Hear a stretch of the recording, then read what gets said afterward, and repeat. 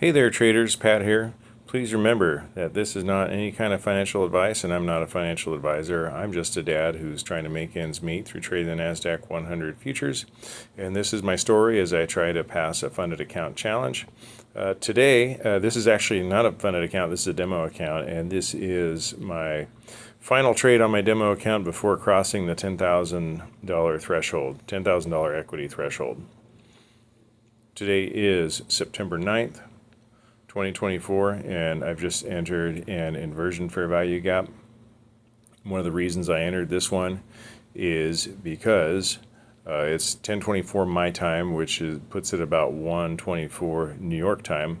We had just taken out the AM high, and we are inside of an hourly bearish fair value gap, or hourly SIBI, and that hourly bearish fair value gap has not been filled. In fact, we're trading up just around the 75% mark on it, and I want to see that fair value gap stay open because I'm pretty bearish for the weekly candle.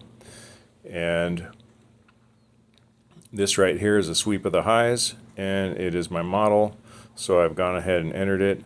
But also in about 4 minutes, we're going to see the 1030 macro show up, or 130 macro New York time.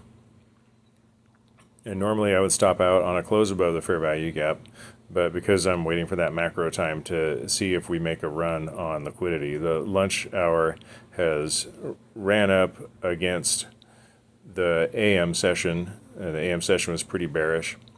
You see there, we closed down below that fair value gap, inverted it, and then we came up and we traded into that little fair value gap right there, that little SIBI. My stop loss is above that SIBI, and that is my line in the sand for this trade. I'm just waiting for the 130 macro to roll around to see if we can make a run on liquidity after the lunch hour.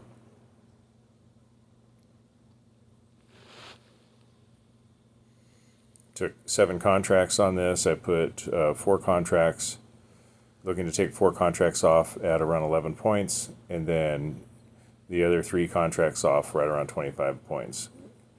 Put it right at one of those intermediate term lows.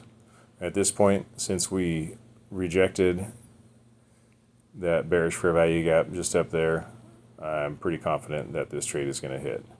We just hit the 1030 window, and now I'm expecting prices to run. Thanks for watching. If you like this type of content, feel free to give a like and hit the subscribe button. And I will see you on the next one.